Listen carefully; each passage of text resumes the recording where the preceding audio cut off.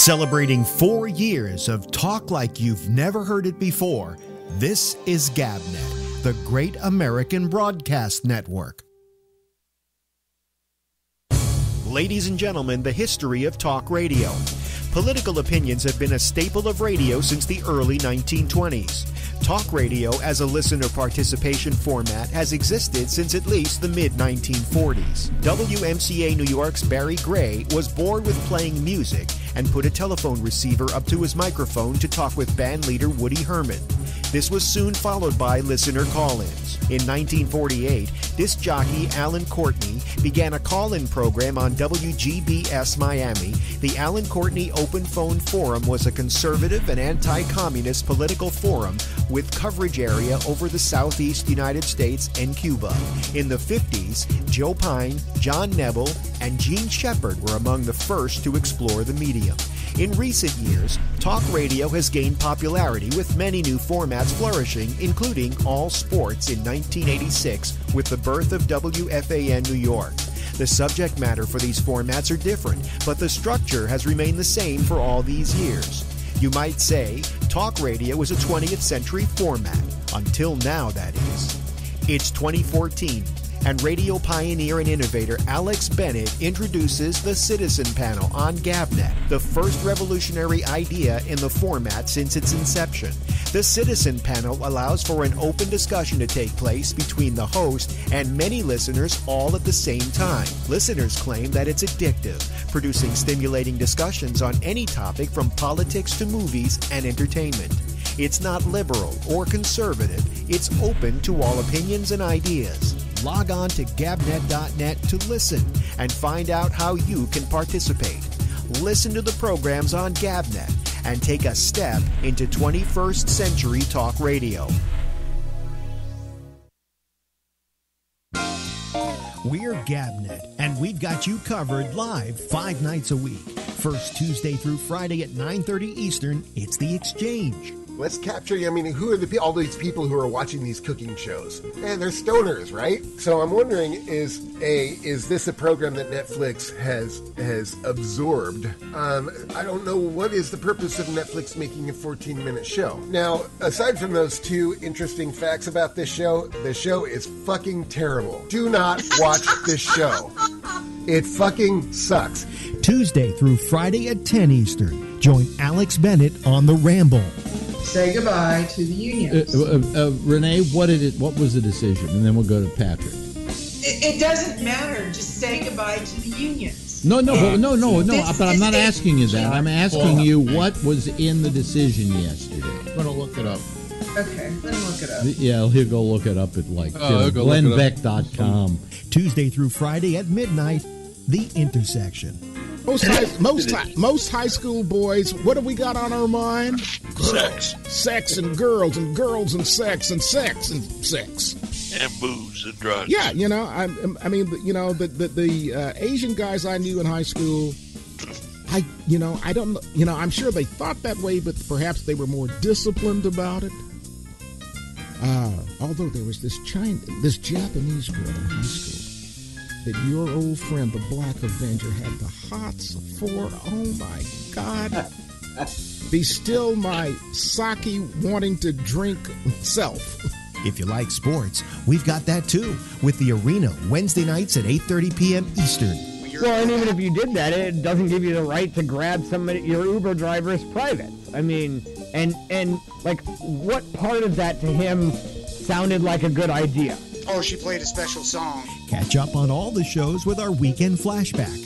All shows have the Citizen Panel, an exclusive concept of GabNet. It's new, it's daring, it's talk like you've never heard it before. Celebrating 4 years of talk like you've never heard it before, this is GabNet, the Great American Broadcast Network.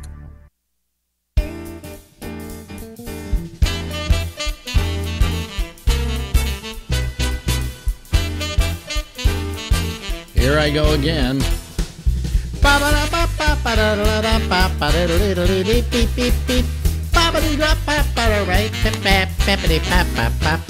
Well, anyway, it's the Ramble, and we go until midnight tonight Eastern Time.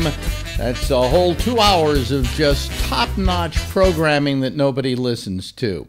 Anyway, my name is Alex Bennett. You can't see me yet because this part of our program is basically going to be audio, because we're going to talk to an old friend of ours that we check in with once a week. Ladies and gentlemen, just coming down off the flu, although not any longer, because this is a week later than when we recorded the last. Well, we recorded the last. You don't understand, folks. We do 2 of them at a time. But anyway, Larry Bubbles Brown had the flu. Doo-dah, doo-dah. But you're feeling better now, right? I'm coming out of it finally, yes. And the thing that you haven't lived till you've got a fever and you're not feeling well. And I lying in bed, I turn on TV and saw this movie called The 5,000 Fingers of Dr. T. That was with, let's see, Mary Healy's husband was, oh, God. God, you're great. Peter Lynn Hayes. Peter Lynn Hayes. Yeah, right. Was she in the film, too, Mary Healy? Yeah. And it was a Dr. Seuss story. Yeah, and it was just, it was Technicolor, and it was so, but I was kind of fascinated by it, and I was, in a fevered mind to begin with. So it was very bizarre but interesting. That was, I think, maybe the first time that a Dr. Seuss story had ever been. I don't think that was one of his books. I think he actually wrote that as a movie. He wrote the script. I looked it up, and the movie was a huge flop, but I found it interesting. Yeah. Peter Lynn Hayes. People don't remember that much anymore. He was basically a radio thing. Peter Lynn Hayes and Mary Healy. Mm-hmm. And so he wound up... Hans Conried. Hans Conried. He was the bad guy in the film, right?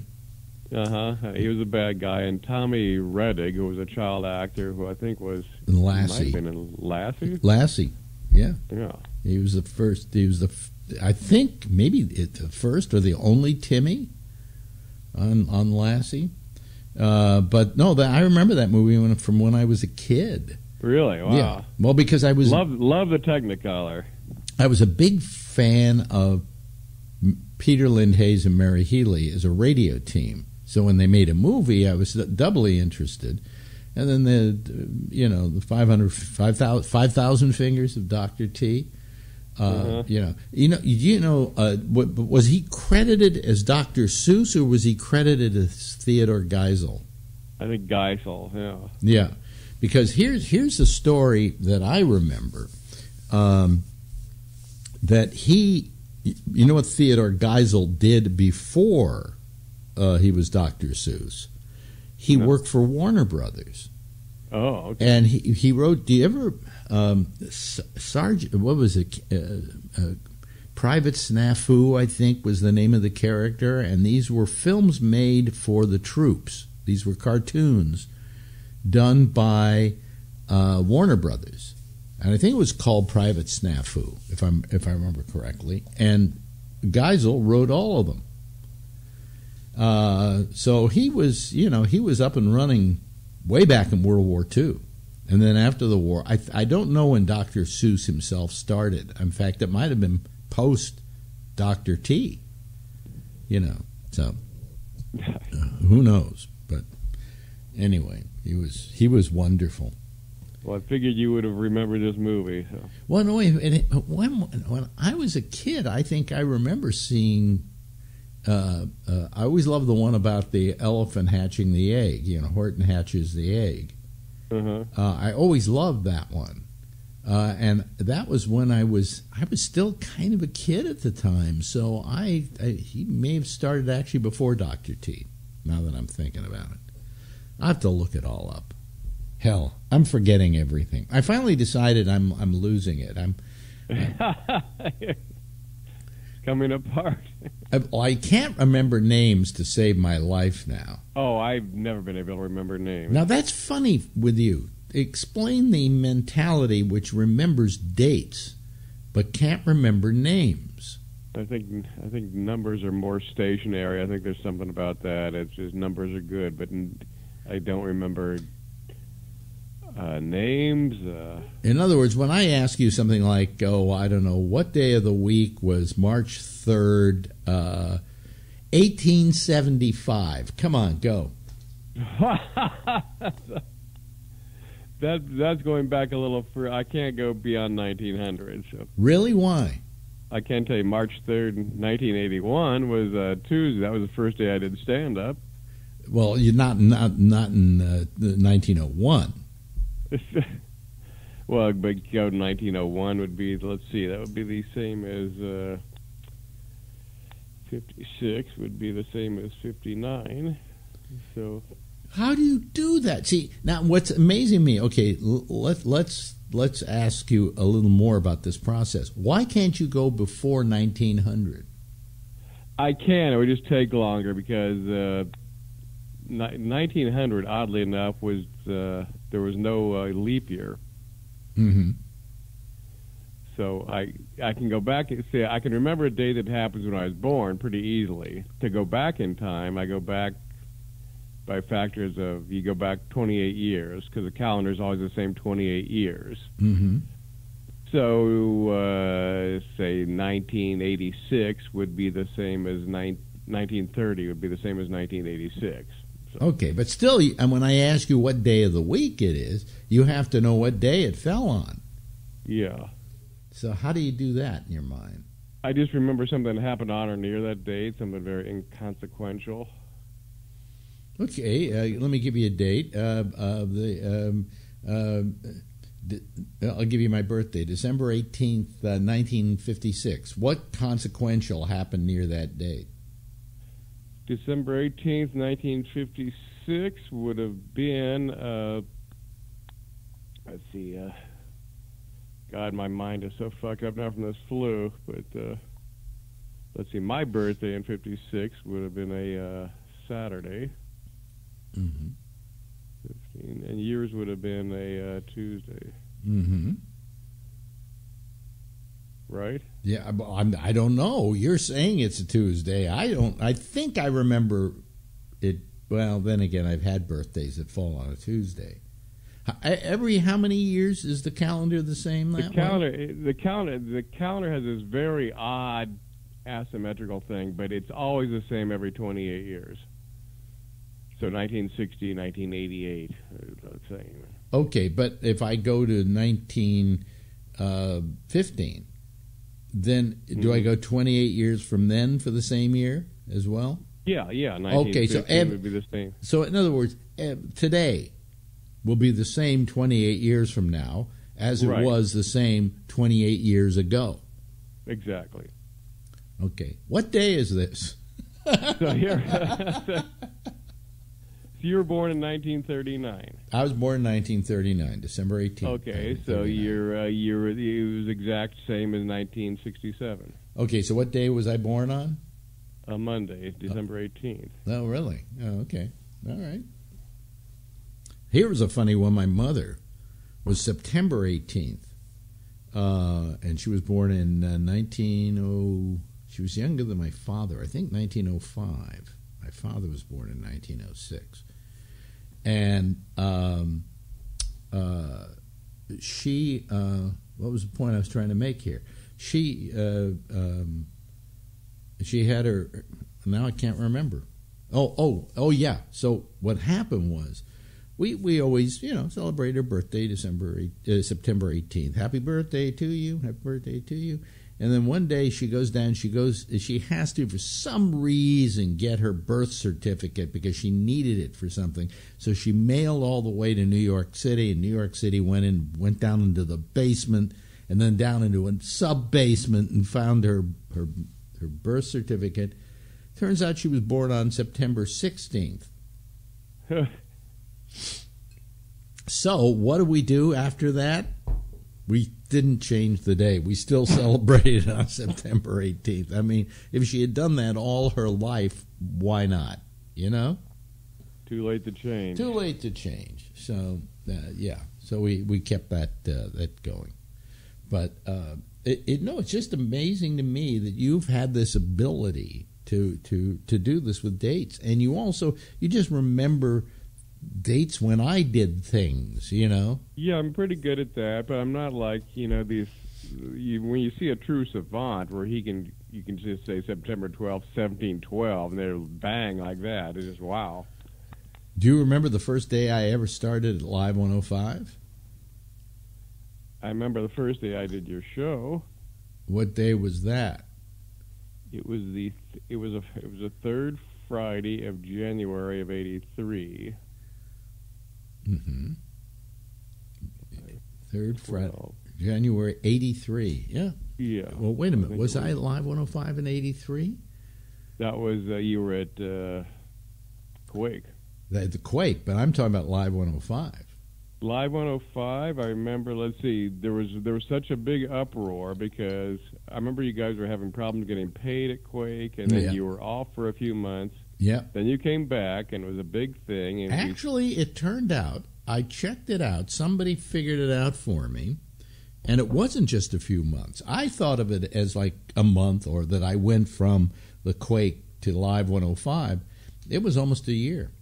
Yeah, it was, and I think, don't tell me, but I think you started Live 105 in February of '86. Something like that, yeah. I had to, literally, when I was doing my life story, I would have to call several people. I may have even called you at one occasion to try and give me dates that I did something, because I couldn't remember to save my life.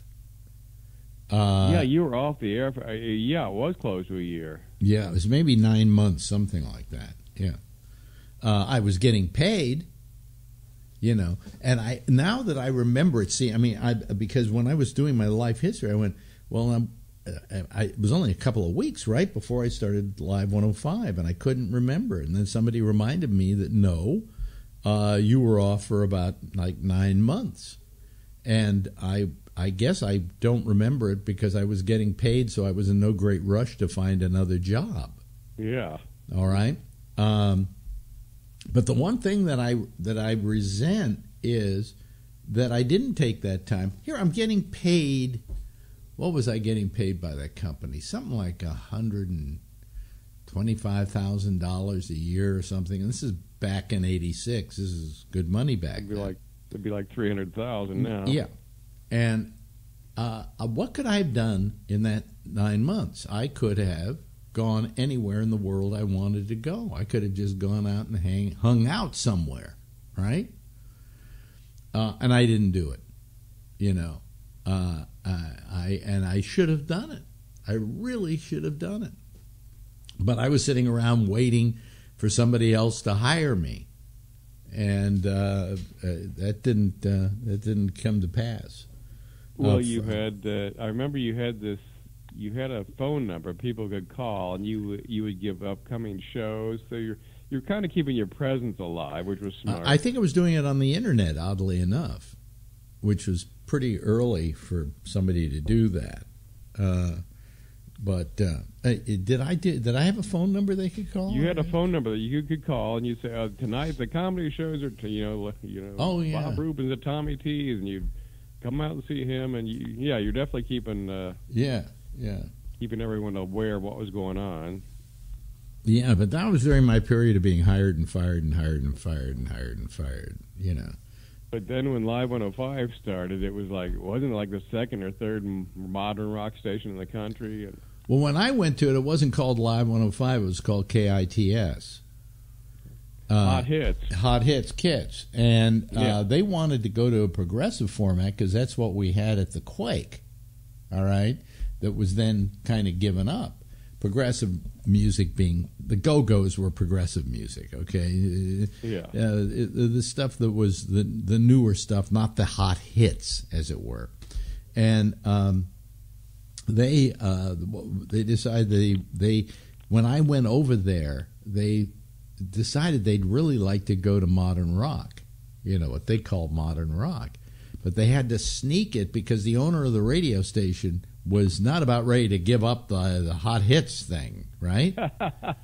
So they just snuck the music in. They didn't let him know it was happening. And it kind of fit what I was doing more, since I was now the kind of the star of the station. It fit more what I do than, the hot hits kind of format. And the guy who owned the radio station came by out of a clear blue sky, and he listens to the radio station, and he says, "What the fuck have you done to my radio station?" And then they said, "Well, we felt that we needed to kind of put in newer music here," and we kind of did it. He said, "But you didn't ask me first." He said, "Well, we knew you'd say no." And he went, "Well, what are the ratings?" And they showed him the rating book, and he said, "Keep doing it." Wow. And that's when they changed the name to Live 105. Modern rock was the term we came up with. And so, actually I was important to the changing of a format of a radio station. So, which became huge. I'd say it was a huge station. It was not huge. It was big. It was important in Bay Area radio. It was certainly something that made its mark. Okay. But I don't know if I would say it was huge. It was huge in the morning. We had pretty good numbers in the morning, Uh-huh. We were the number one non-news show in the morning, KGO being the number one.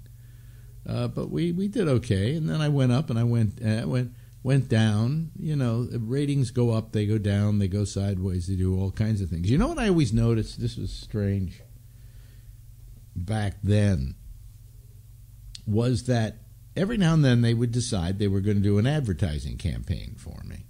So they would then slather the entire Bay Area with billboards with my face on it, with Alex in the morning and whatever, right? And every time they would do an advertising campaign, my ratings would go down. I could never figure that one out. You would think they would go up, right? No, every single time. I remember there were three main advertising campaigns. The first one was Alex Isn't for Everybody. Okay, that was number one. Number two was the big billboards all over town, my face coming through a piece of paper or something, I don't know.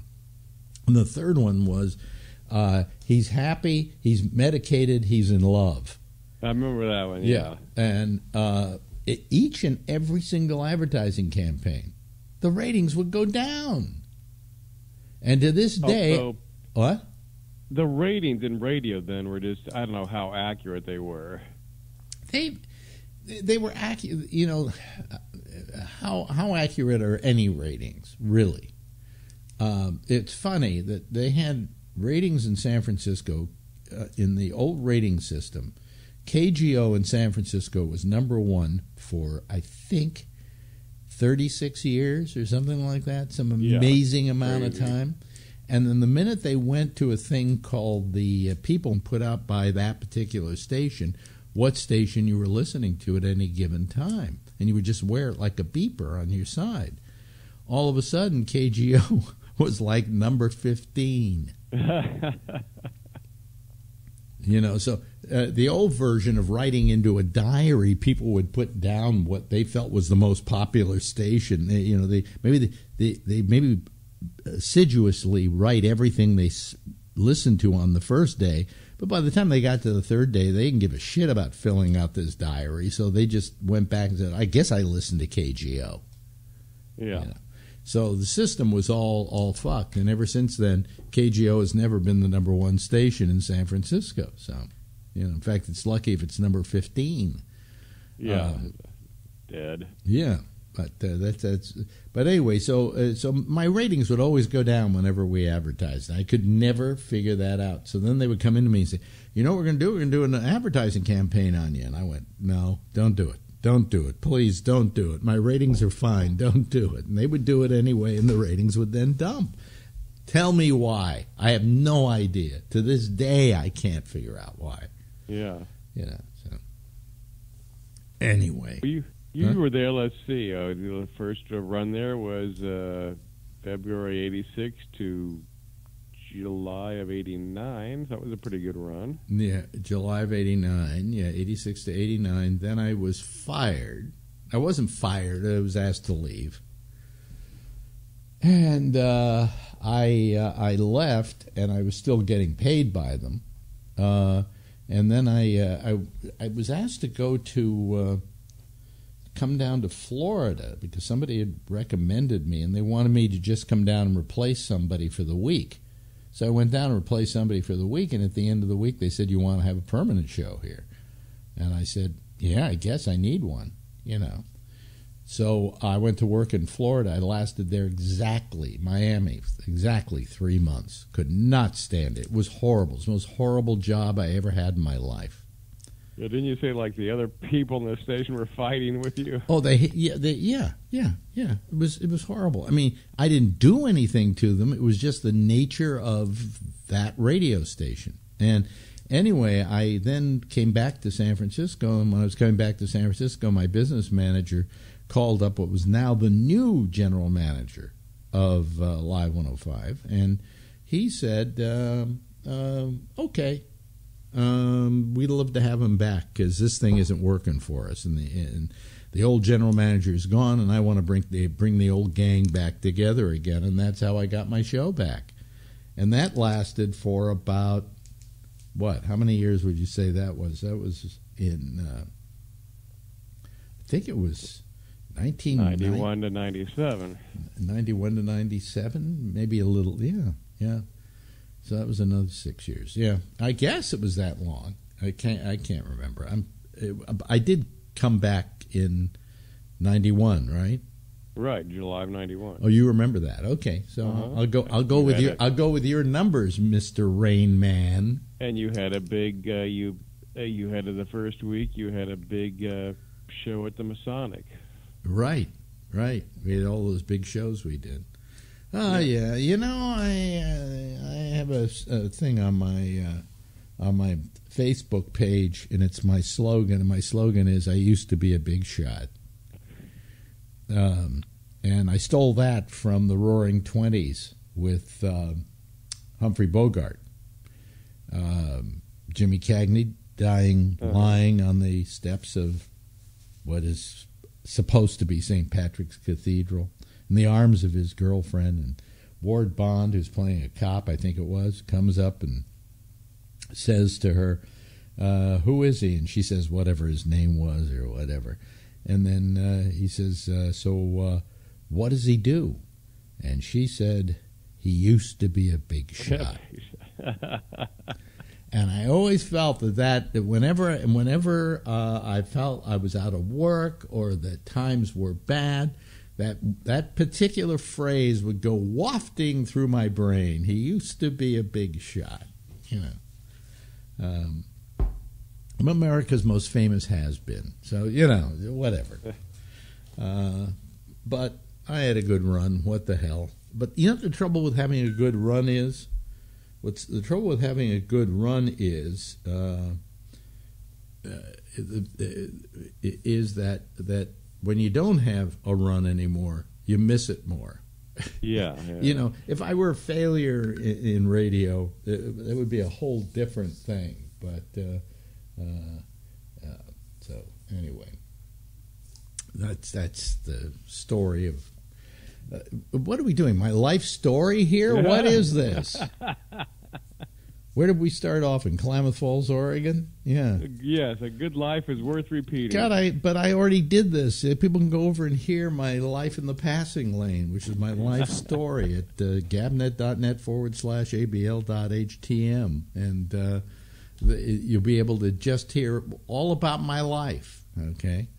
But here is Larry Bubbles Brown, who has been able to help me reassemble my life by date, because he knows those dates. You know, yes, he knows when we did them, and it's amazing. 10/10/95. Who was the guest on my program? 10/10/95. That was that was a week after O.J. was acquitted. Mm-hmm. So would have been anything related to that? I was looking at I was looking at tapes last night. I was doing some dubbing, and that was who was it? Well, how about try 10-20-95? 10-20-95. Let's see. It was a Friday. Yeah. That was the second month that I'd been on the air with you doing the traffic, but I don't remember who the guest was. I actually have you doing the traffic. It was Annie Sprinkle. Oh, really? Annie Sprinkle. Annie Sprinkle, okay. Yeah. And the other date was, I'm trying to remember, I was doing it last night, but I can't remember to save my life. But anyway, I listened to you doing the traffic, and you had one line that just absolutely blew me away. We're running a little overtime here. But the line was, you said, "There's a Hummer engulfing a car." Anyway, hey, listen, Bubs, we've run out of time. Say goodbye, Bubs. Bye, Alex. Okay, talk to you soon. Okay. Celebrating 4 years of talk like you've never heard it before. This is GabNet, the Great American Broadcast Network. And here we are. Yes, we are. Here we are. Okay. The audio on that was a little low, but that happens. Anyway, how are you, everybody? What's happening with you? Hey, listen, it's going to be Phil-free rest of this week, rest of next week, and the rest of the week after that. So we actually have, by my reckoning, 10 days without 10 episodes of this show without Phil. So it's time for you to get your licks in, okay? And I'm going to put this, I have something I have to announce, but I'm going to wait until maybe we get some people online before I announce it. It's kind of something sad, but anyway. Give me a call. We now open the lines, and Phil is not going to be here. So you can get your 2 cents worth in, and let's see if we can improve the numbers. You know what's happened is the numbers on the what do you call it, on the on my thing on oh, here comes Richard here. Okay, Richard. Hello. Hold on a second. Hello. There we go. There's Richard. Hi, Richard. I know you're new to this whole thing, but try and kind of pull it back just a little bit, okay? Because my wife was listening today, and she said there was too much of you. Yesterday's show? Yeah. I know. That happens sometimes when you're new and enthusiastic. Yeah. You know. I thought actually I was the first show. Not yesterday, but the day before that. Yeah. Here comes Ray Renati, ladies and gentlemen. Where are you? Oh, Ray is at the gym. He's working out. Hi there. I'm going to leave and go home and get on the computer in a minute. You're going to leave and go home and get on the computer. Yeah. Okay. All right. All right. All right. But he's there working out. Yeah. Nice to see you working out there. Here comes Charlie Wallace. Okay, add Charlie to the group. And while it's still easy to do so, since this is an old version of Skype that I'm using that they haven't yet learned how to stop me from using. So you're using the same one at home, right, Ray? Yes, I am. And it still works. And I love it. Yeah. It tries to get me to upgrade, but I just close it. It just always pops up that little thing saying, there's a new version. Come on, get it. And you just go, fuck you, That's what I say. Fuck you. It's annoying, but, hey, Alex, your mom was born around the same time as my grandmother, and you said that her birth certificate was different than her birthday. Yeah. Sometimes they used to not put the date on the birth certificate until you actually went down to the office to register. So, like my grandmother was born on November 1st, but her birth certificate said November 11th. Oh, I see. So, that could be the reason why. You know, but my mother's birth certificate said the 16th, and she always thought it was the 18th. So that doesn't make sense. Okay. It's kind of the reverse of what you're talking about. Oh yeah, that's the reverse. Yeah. Right. Yeah, my mom's birth certificate said the 25th, but she always said it was the 26th of April. Yeah. And I'm getting to the point at my age where I'm starting to forget when my birthday is. So you know, it's getting weird. Anyway, I have something to say here, and I got a real shocker last night. I got a message from a friend of mine.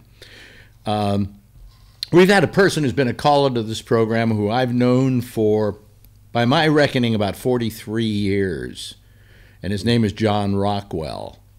You all know John from the show, right? You know, he's called on many an occasion. Well, I found out yesterday from a mutual friend of ours, that yesterday he passed. We don't know how or why, but we haven't, and we don't know the reason for it. Well, I mean, the reason for it is obviously he died. But you know, I've been feeling really bad about it because I've known this guy. He goes back to the Midnight Blue days with me here in New York City and was one of the crew on that show. And then, you know, I've known him on and off over the years, and we've touched bases every now and then. And all of a sudden, you know, he starts calling this program, being a part of it. And I was so happy to see John. And then he came over here for dinner a couple of months ago, and he told me he'd had some heart problems, you know, congestive heart failure, I think it was, but he got over it, and he seemed pretty healthy to me. And I get a note last night after I get off the air from a friend of mine, a mutual friend of ours, who said that he passed, and he has no more information than that. He got it from a third party, okay, and that he died yesterday. So you know, that's the first, I think that is the first citizen panelist that has died. And I don't feel great about it, you know. Sad. Yeah. Sorry for your loss. Well, people always say that, you know, sorry for your loss. The biggest loss is his. You know. Yeah, I mean, but sorry for your. I know, and people. That's surely you agree. Yeah, that's something people always say, and it always kind of never sits right with me. I don't know why. I'm sorry for your loss. It's like they feel compelled to say that, you know. I like what Penn Jillette said. He said the best thing to say is, well, I didn't like him anyway. You know, because that way you're not saying the same thing. And people have got to know you're joking and trying to make them laugh. But anyway, so I've been feeling kind of down about that. You know, I feel like the Grim Reaper is nipping at my door every time I hear something like this. So, you know, it's a real problem. Anyway, folks, we need some callers. We need some more callers. We're not going to have Phil here to kick around anymore for a while. Phil's out getting eaten by sharks. So we lost one guy to scuba diving for 2 weeks, and we lost somebody else to the Grim Reaper. So you know, I can't. All of you, stay in good health, will you? Don't let that cough get any worse, Richard. And that's why I'm on the bike. That cough. Yeah. Yeah. Sorry. Your cough. Yeah. Here comes Kevin. Hey. There he is. He's popping in. There we go. Some good news. Huh? You hope he has some good news? Yeah. Well, I don't know. Do you have any good news, Kevin? No, I'm sorry to hear about John. Yeah. Yeah. That really sucks. Yeah. Well, I mean, it's a first for this program. You know. Well, it sucks because I just got word that a guy I went to high school with passed away day before yesterday as well. So I'm just going to bring the show down even more. Were you close to him? I was when I was in high school. He went to Burlingame High School, but he he was in a wheelchair for most of his life. He went up the Russian River and jumped into the river and snapped his neck and ended up in a wheelchair. But I played football with him in high school and just found out from my mom about a half hour ago that he had passed away. What did he die from? Actually, pancreatic cancer. Oh, Jesus. Wow. Yeah. That's the worst. 62. 62? How old are you? How old are you? I'm going to be 62 in a couple months. Yeah. Pancreatic cancer is, I mean, my wife, ex-wife, Ronnie, had pancreatic cancer, but they were able to stop it. You know, they were able to fix it. Very rare. My best friend died of it. Yeah, usually with pancreatic cancer, isn't this an uplifting show so far, folks? we're pancreatic cancer is the cancer that when they tell you you have it and you say, well, what can we do about it? They say, go home and say goodbye to everybody. Yeah. Because it's very hard to cure pancreatic cancer. She was able to have an operation, and it's, I forget the name of it, it's a something method. And she had it, and they got rid of the pancreatic cancer. But the cancer came back in another part of her body, you know, her lungs and her... That's what happens with that. Yeah, yeah. So, you know, I mean... I was amazed to see that Ronnie was able to, you know, kick it. And it was great. And, you know, to see her kicking it was awesome. And then it worked its way back. I was just... Well, when she told me that she had pancreatic cancer, I went, well, that's it, you know. And she knew it was a death sentence, too. But then she had this thing and this operation, which they do have... but only about 10% of people with pancreatic cancer are candidates for this operation.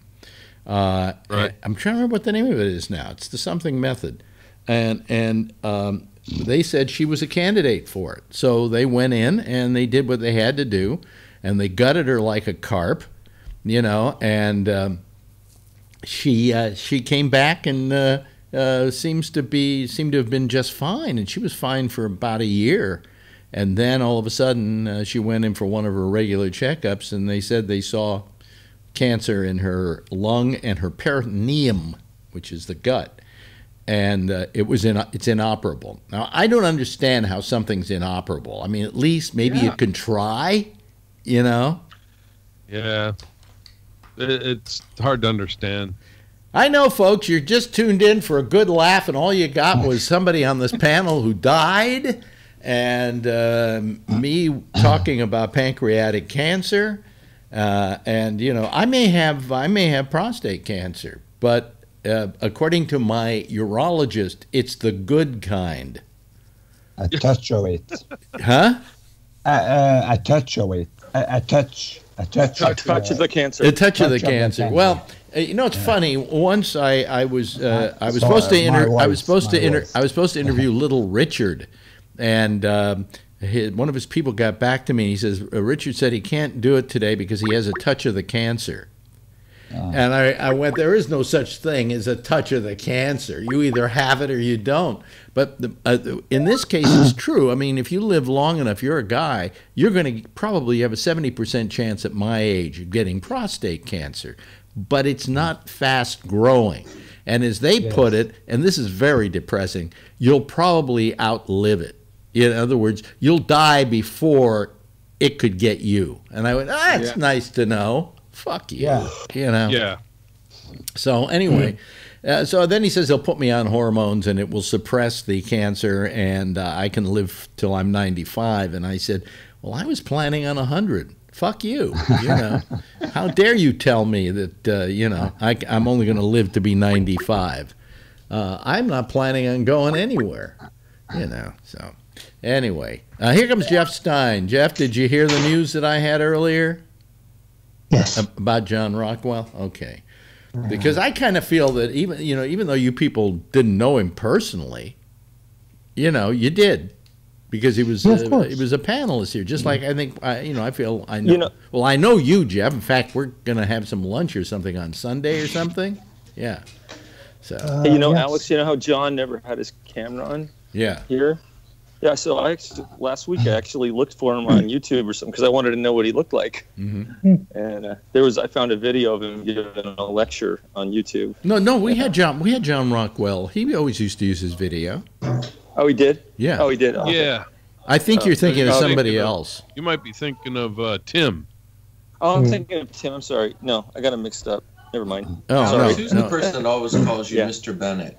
Mr. Bennett. I don't know. Who does call me Mr. Bennett? I don't know. There's one that's guy. That's the Hawaii guy. Hawaii. Who's the guy in Hawaii? Yes, yeah. Mr. Lee. Mr. Lee. Yeah. By the way, Calls you Mr. Bennett. this is kind of interesting. Bree, say hello, will you? Hello. Yeah, Bree is in Dubai, and Richard is in Norway. Somewhere around Copenhagen, you said. Yeah, somewhere where? Well, no. Where are you exactly? What? Norway. Well, that's what I said. You know where he is, but he doesn't. You're somewhere in Norway.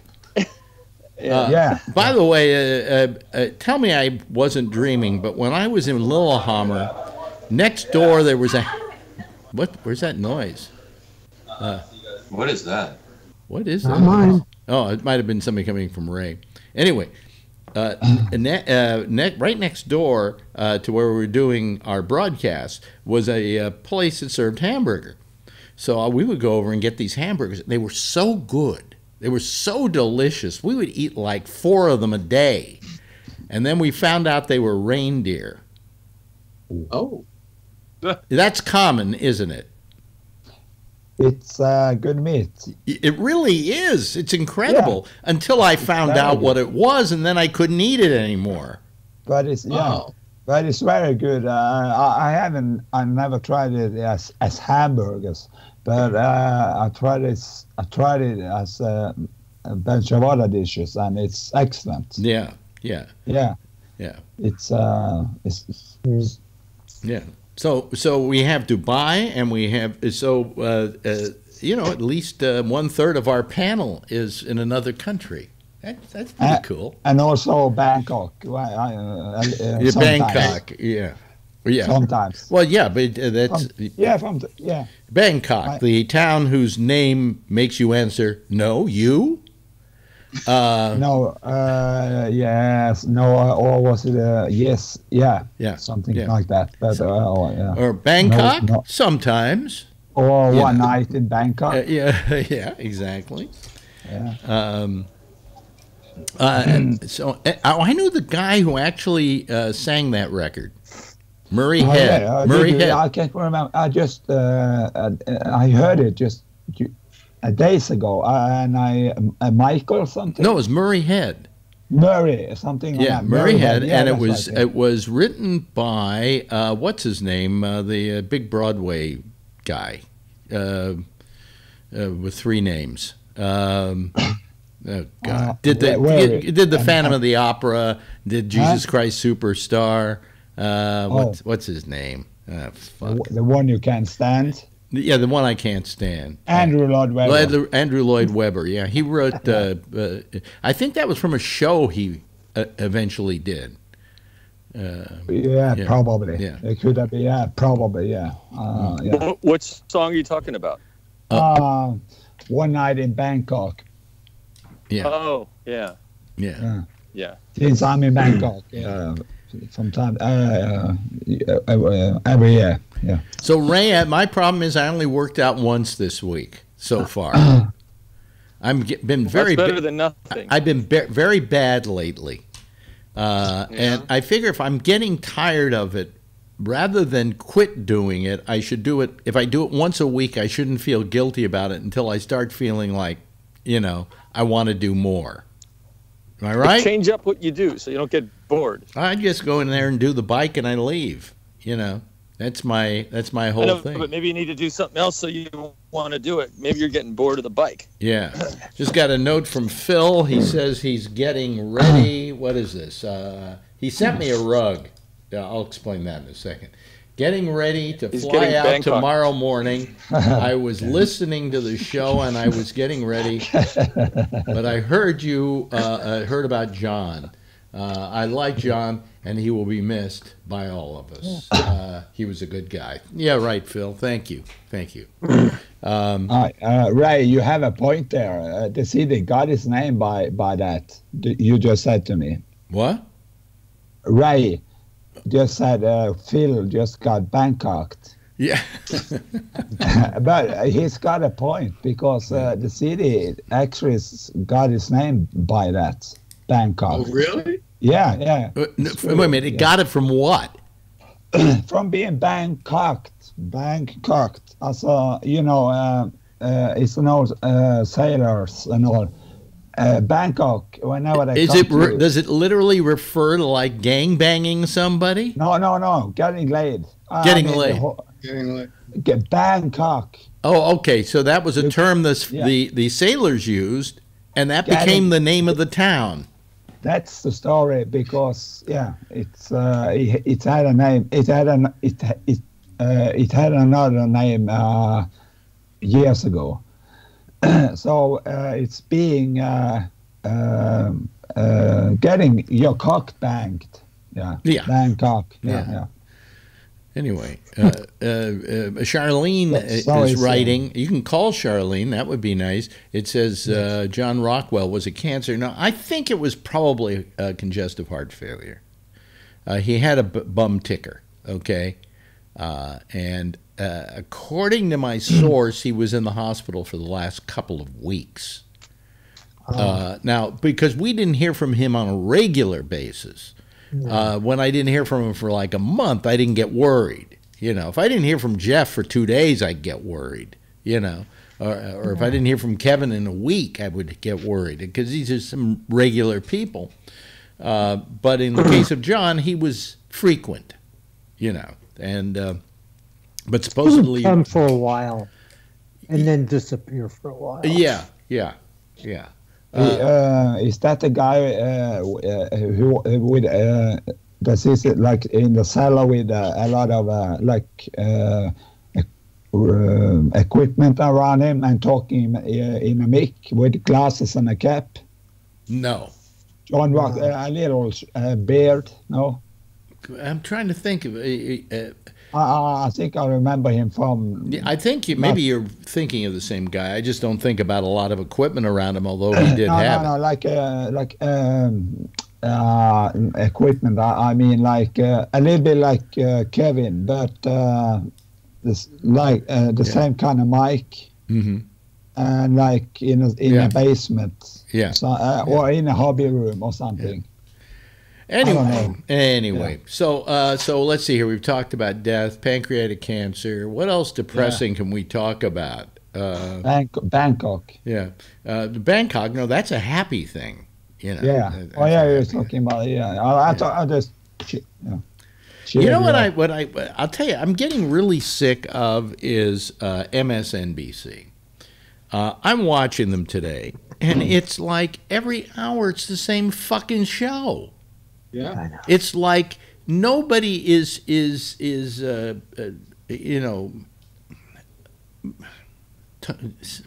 tossing it up in the air and saying let's try and do it differently. It's just like today. Every show was a bunch of people sitting around trying to figure out what exactly it was Michael Cohen said yesterday, and then interpreting it as a worst case scenario for Trump. Now, I didn't go over to Fox, but I imagine they were doing it and talking about what Cohen said, and of course saying how he can't be believed because he's a liar, a proven liar and a convicted liar, and blah, blah, blah, blah, blah. But, I mean, that isn't the station I watch. The station I want to watch is MSNBC, and if I could watch the show at 1 o'clock, it would be the same as the show at 3 o'clock and the same as the show at 10 o'clock in the morning.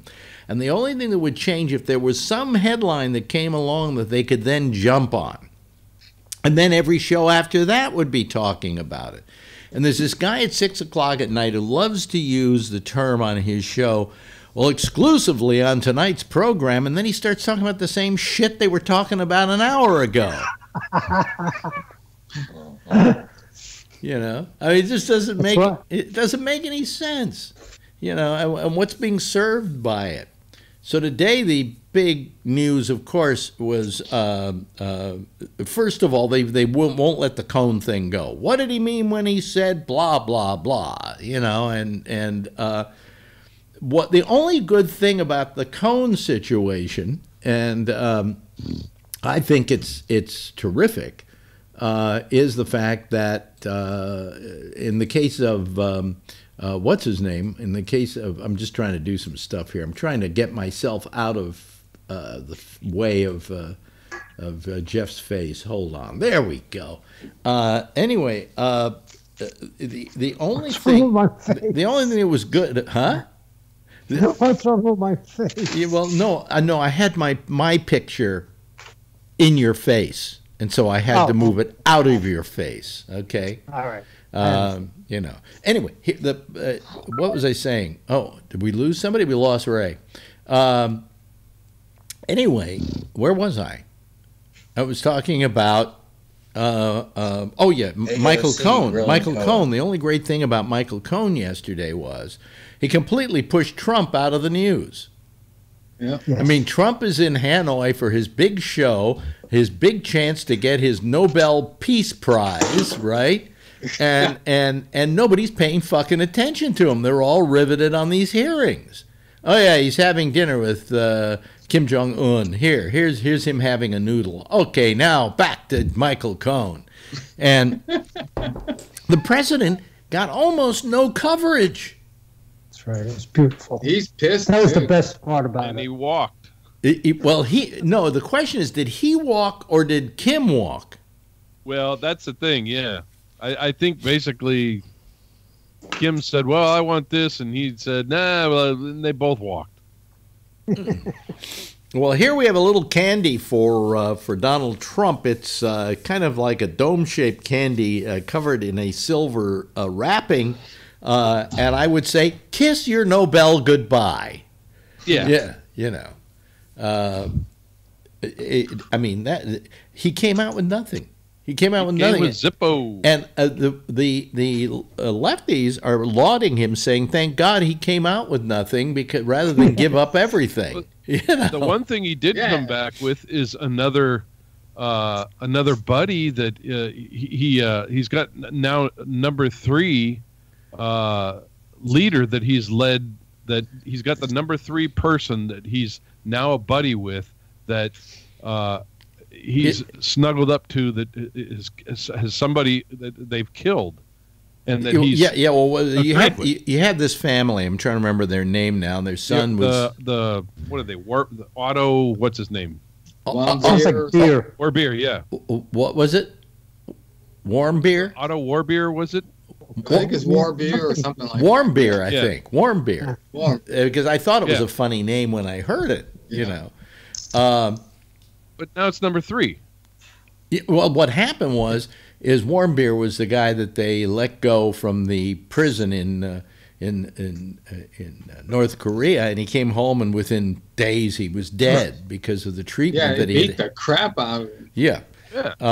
And all of a sudden, our president is there saying, after he didn't get his deal, even after he didn't get his deal, he first of all, and I've never heard this done with a leader and another leader, when they were referring to that other leader, he referred to Kim Jong as a nice guy and a real character. Yeah. Really? A real character? Wah, wah, wah. You know. Yeah. Let's make some cartoons out of him. Anyway. Just a playful guy. Just a playful guy. And he said, I asked him about the warm beer thing, and he said he didn't know anything about it, and I believe him. Yeah. Just like with Putin, just like with the guy over there, the Saudi Arabia, Saudi Arabia, yeah. Well, Donald, my dick tastes good. Now, believe that, okay? Yeah. Yeah. I don't, I don't understand why he feels this need to cozy up to dictators. There seems to be something about dictators that he really likes. Yeah. And this I guy think was he an has, like, American. this- I mean, he came back with his teeth crooked and beat to hell. Yeah. Yeah. And he still cozies up to him. And what did they bust him for in North Korea? I mean, he did something Taking wrong. a poster off the wall. Being a spy. Taking a He was poster. taking a poster off the wall. Oh, That's all he did. wow. That's that's nuts. And he got hard labor for taking a poster off the wall. But my question, Eventually death. there are Trump would like you to believe that he walked away from the table because they couldn't come to an agreement. But people are saying that it was Kim who took the walk. That he just felt there was no deal to be had here. I believe that. Oh yeah. He probably took the walk, and Trump made it look like he was walking. Yeah, well, Trump's a big man. Trump's always going to make it look like he. Well, we didn't think it was a good deal. What do you mean? You would have taken any deal he wanted practically, except you just couldn't get him to disarm. So but any of you had any time? Are you there, Bree? Yeah. Yeah, okay. Just want to make sure because we don't have a picture on you, so I can't tell whether you're there or not, or whether you're in the other room or you're out getting a hamburger somewhere, or deer meat or whatever. Reindeer. Did you get to hear any of it, Bree? Any of the testimony? Very little. Yeah. Very little. It's just more of the theater of D.C. that I told you about before, and it really doesn't interest me. It's just all sort of the same old stuff. Really? I think every president now that gets elected, we should just say, and here will be your special prosecutor during your term.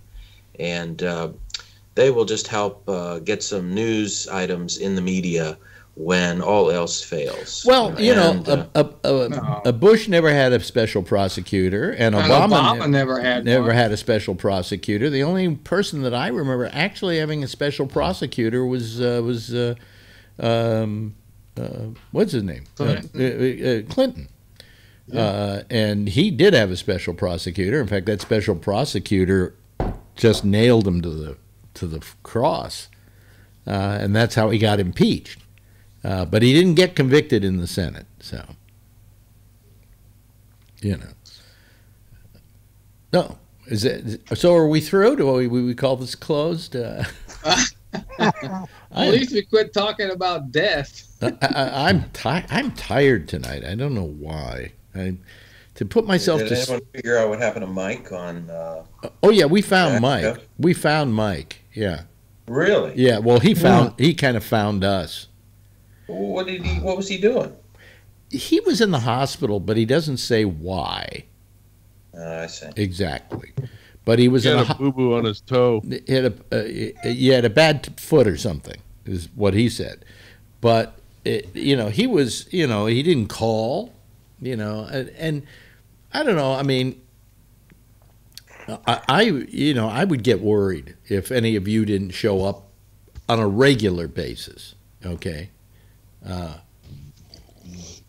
that guy would call him every night. Yeah. Yeah. I mean, they're 100% of the time. Oh, and absolutely. Then disappeared. Yeah. Nothing. Yeah. And so I'm pissed at him, actually. I mean, he put us through a lot of grief. Phil went way out of his way to use his police abilities to find him. And he sent the cops out to his house for, what they call a welfare check or something like that. And there was nobody there. So they left a note on his door saying Phil was trying to get a hold of him. So when he finally got out of the hospital and he came home, there was that note there. He called Phil. But this was a month later. Maybe more, month and a half, something like that. It was almost 2 months actually. I mean, if I was Jack, I would have told him to just go fuck himself. I mean, come on. At least have the courtesy. Somebody like Jack would worry about you, and Jack was quite worried about him. Yeah. So who knows? What the hell? So let me see here. What else is there in the news? There's nothing else in the news. So goodbye, everybody. I'll see you later. Talk to you tomorrow. Well, we could talk about Trump, but you get tired about talking about Trump. And since he's on a plane coming back to the United States, he hasn't had time to really rile us up. But I'm sure he did start tweeting about. He tweeted about what's his name, about Cohen. He said the man's a liar. He's terrible, but he did say that it wasn't a collusion. Yeah. So he said, so that was kind of nice of him, you know. And I'm going, boy, you really cherry pick the information, don't you? He didn't he said that at the conference too. No, he didn't say that there was no collusion. Okay, what he said was, I was not privy to any collusion. Yeah, you know, but he wouldn't be surprised. But he wouldn't be. Did he say that? I think so. Yeah, yes, and that's what's interesting because when I was looking through, you know, the TV today, I did turn over to Fox. Yeah, and it was really funny because you talk about what people can do with different sound bites and everything else. Yeah, and they're putting together their stories, and you can see exactly what they're doing. They did exactly what you said right there. Yeah, they took that one part of the sound bite. They did their little pre-talk on it. And then they took that part of the soundbite and said he didn't collude. Then they cut it off to the part that says, "But they didn't know," you know. And then they cut off the part that says, "But I wouldn't be surprised." But I wouldn't be cut surprised. That off. Yeah. You know, it's amazing because then you go over to MSNBC and they play the whole part. It's amazing because you can go back and forth and see those differences. Yeah. Well, I mean, the only thing I ever really watch over at Fox is at noon every day. They have the women sitting on a couch with one guy in the middle. Yeah, and I kind of like that because Fox knows how to dress those women seductively. Oh, yeah. So they wear the short skirts, and you're just hoping maybe they'll slip a little bit, and they'll you know. Especially when they're doing the panning, you know. Yeah, and I sit here with watching them with one hand, and it's 9 o'clock in the morning here. Yeah, and saying things to them, saying things to them when they talk, like, you want to make Daddy happy, you know, things like that. You know, I just have fun with them. Yeah, they used to be better looking though. They had one woman there, man. She had the biggest hooters on her of anybody, and they fired her because she complained about sexual harassment. Oh. I went, well, you know, with those hooters, you know, disgusting. Yeah, but anyway, so that I watched that show, and there's this one woman, Harris Faulkner, who is like the head woman on that show, and she's, I don't know, I just find them all kind of disgusting. They are. Yeah. But get irritating after a while. That's the only thing I watch over on Fox. But to get to Fox, I've got to go through BBC and then Newsmax. Now, Newsmax is the worst, okay? Newsmax is... Huh? It's trash. It's absolute trash. Yeah. The guy who heads it up has no qualms about the fact that he's, you know, just lying through his fucking teeth. And he has all these hosts who are the worst talk show hosts I've ever seen in my life. You know, they're all the second rung on the talk show ladder.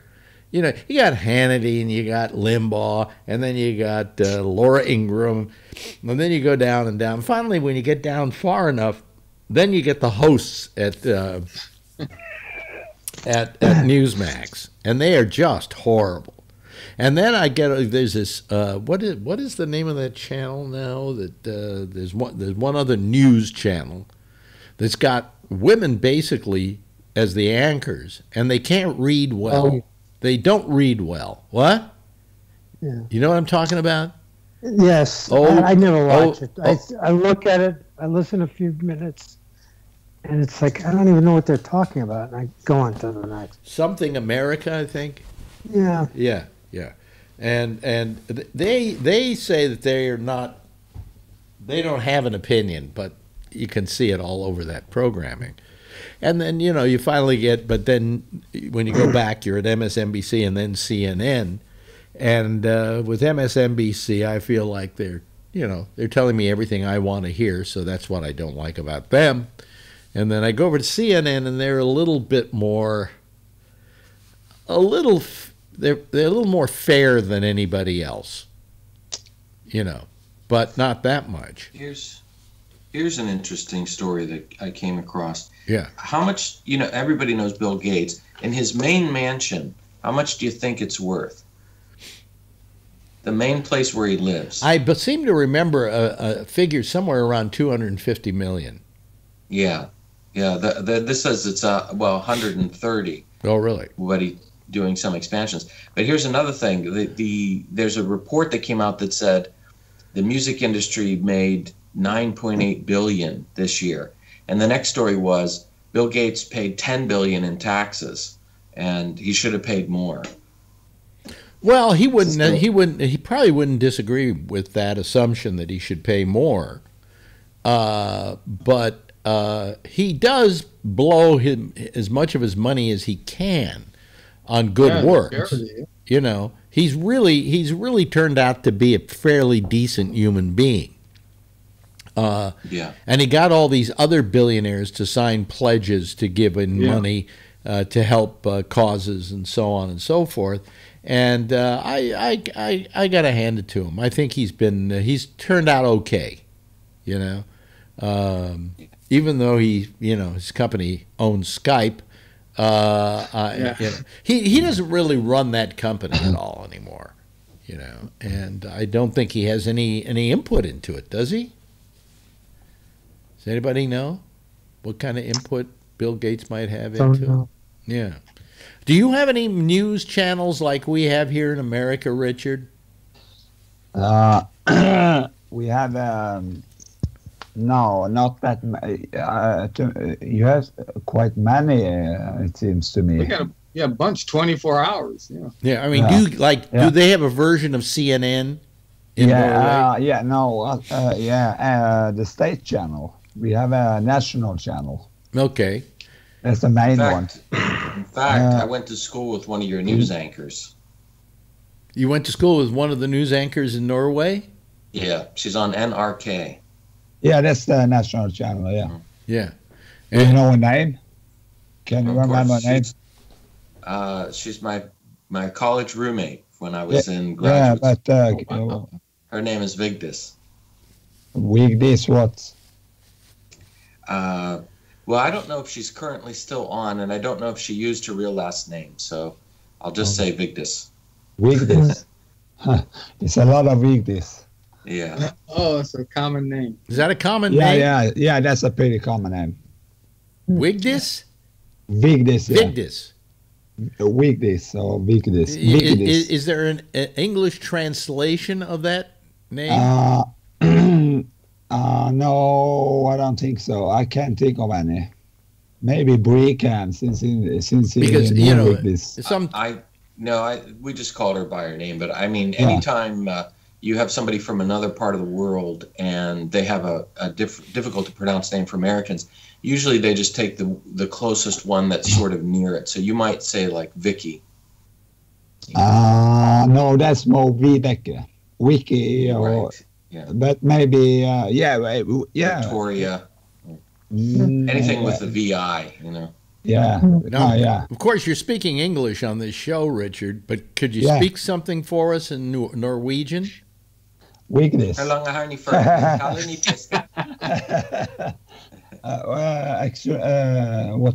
What did you say, Brie?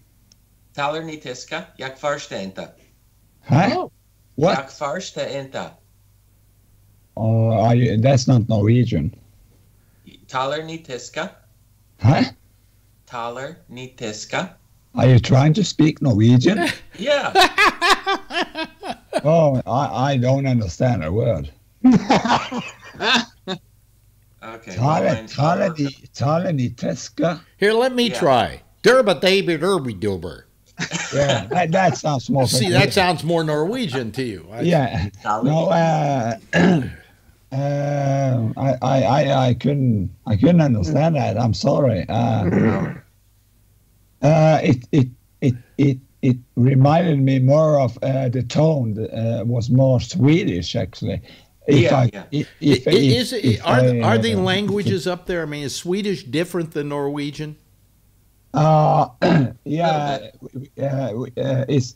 understand each other perfectly well, but it's different. But it's the writing is different in some words, but it's we most are, if not ever, in Norwegian, and most Norwegian can both speak and write. Writing I don't know, but speak or understand. You want to know what I think is amazing about the Nordic countries up there? Speak to is I mean, understand. We Danish too. We understand that perfectly. Yeah. Well, here's the thing that it's kind of amazing when you talk about Norway, Sweden, and Denmark. Yeah. Most people in America really don't know much about these countries, and they never show up much in the news. No, these are countries that kind of just mind their manners. They just we made it. Huh? And they're the happiest people in the world. I'm sure they are. We made it. We made it. Yeah. It's kind of it's kind of that feeling. Yeah. Yeah, but I mean, I've been to Norway, and I got to say that I thoroughly enjoyed Norway. I thought it was a wonderful country, and the people there were terrific. You were there at you said the Lillehammer Olympics. Olympics, yeah. Yeah. How much did you get around? I mean, was well, it was so fucking frozen that I didn't get around much. Okay. Yeah. Okay. I mean, this was. Hey, Richard, have you ever seen the TV show Lilyhammer? Yeah. Sure. Stephen Vincent. Yeah. That's funny. See, it's a question. That was the first show that Netflix was a Netflix original. He was the first guy to do a show on Netflix. Yeah. Oh, yeah. He started the whole thing. Yes, Jeff. My oldest son went to college in Denmark, for a summer program. Yeah. In architecture. And anyway, he stayed with a family. And so I said, well, where did you live? He goes, I couldn't even say the name of the street that I lived on. Which city in Denmark? I was in not Copenhagen, the capital. I think so. That's a capital. Yeah. Yeah, that's where it was. Yeah, because that's where the university was. I got the feeling that I got most Scandinavians. No, I would say Norwegians, because we're the smallest ones in population, Norway. Yeah. Mm-hmm. Yeah.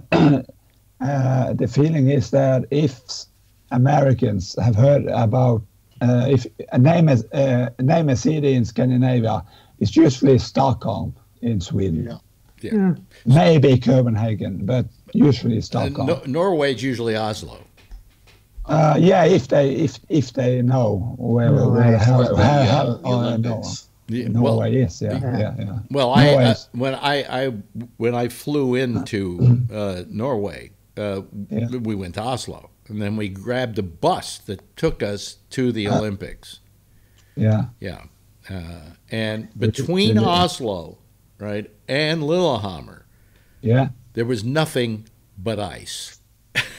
I mean, as far as the eye could see, it was nothing but ice. Were you there as a media man or just as a... I was there. Coca-Cola, every time there was an Olympics, would pay for us to go there for 3 days to the Olympics, and they would give us a studio to work out of. And I still have my big red jacket from the Olympics. Red and with something gray on. Oh, wait a minute. Everybody stay here and talk to each other. I'll go in the other room. Okay. Well, that's neat. You're gonna find out what kind of shirt he's got. That's good. Any of you other guys, if I ask you to name a city in Scandinavia, if I didn't mention any now, you know Stockholm. Would you know any? Yeah, of course you, Jeff, since you had that. Yeah, well, I could see Sweden. Yeah. That's the river. Oh, there it is. The water. See this? they Let me got put my earphones on so I can hear you. I can did you see talk to the, each other while I logo was there. gone? Were you talking about me? Yeah, I remember. I can see the logo on your. See, there's the Olympic logo. And Nice. actually, this is maybe they gave these to us because they didn't want us to freeze our asses off when we went to Little. They gave us a big bag with all kinds of stuff, and this was part of it. And I used to have all the little. When you go to the Olympics, they have these little pins, and every company makes a pin. And everybody goes around to try and collect as many pins as possible. And somewhere, I don't know where, I have a bag full of the pins. But at one point, I had them all sticking to this.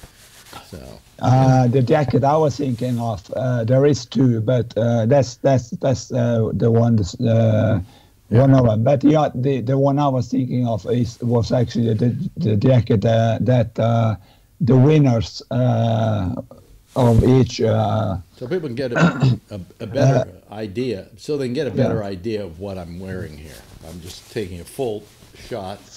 There's the. What's on the back of it? Anything? No. But I was talking about the athletes. This is the name of the company, I guess, that made the thing. And here's the logo. Yeah. For it. So. This is actually, I don't know why I don't still wear this. I think I don't wear this because I just figure it's, if I were to wear it out in the snow or something like that, it's something for somebody to aim at. It is just so fucking red. It's Coca-Cola red. So anyway, I got to take this off. It's too hot. It's a nice jacket. Huh? It is really nice. Yeah. And believe it or not, see, that's the thing, Alex. You keep stuff there. I can see. You've got all your CDs and DVDs and stuff and books. I've digitized all of that stuff. I mean, I have some, but I'm going through some now. This is actually a book I wrote 3 chapters for this. Wow. Oh, okay. This is the Paul Grave Handbook of Global Radio. By the way, this jacket I just figured out is 25 years old, and I could wear it tomorrow. It hasn't got a. Looks brand new. Yeah, it looks quite new. Well, then I that's can't really say because, when I lived in California, I had no need for it, right? But have you worn it a lot after the Olympics? After the Olympics, have you used it a lot? Have I used it a lot? No, I haven't. I haven't. Here in New York, it's stupid. I really should let myself wear this outside in the good snow because it's low. It covers up most of my legs. And it's terrific. It really is. It's Alex, I was actually talking about the athletes jackets. There is that wasn't red. No, the athlete. I was talking about that jacket with the gray on. That had something that was gray, and I can't remember which color, but it was gray and something else. Yeah. Well, I can't remember what they wore. Those were the Olympic athletes' clothing. Is it warm? Is this warm? I had to take it off just now. Yeah, I mean when you were in Norway. Yeah. Yeah. Okay. Yeah. So I found that the Winter Olympics were. What are you holding up, Bree? Because it's kind of distracting us. Okay, sorry. I just got this message from T-Mobile, and I'm showing you the rates. It costs $2.99 a minute if I want to call, and it's 50 cents for each text message to send and 10 cents to receive, and $2.99 a minute to call. That's my U.S. SIM. That's my U.S. SIM. So if you're on T-Mobile and you come to Dubai, you're going to spend $3 a minute to call. To call anywhere. Yeah. Better to get a local SIM. Well, no, actually, you can buy before you leave the United States. You can buy from AT&T a month's worth of cheaper rates. You know, you can pay like, I forget how much you pay. You pay like $20 or something, and you get so many. It isn't minutes; it's amount of usage. You know, bandwidth and whatever. So, but yeah. Oh, that would be a good deal. Yeah, no, I never. If I'm going to leave the country, I do that. Although I'll tell you what I do. I try to never use the phone.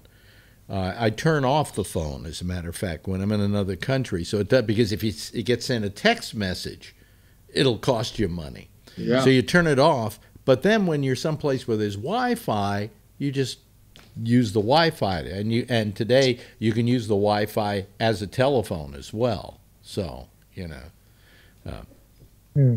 whatever. Let me see here. So what else? What? Oh, the other piece of news today that was very important piece of news that MSNBC mentioned for about 2 hours.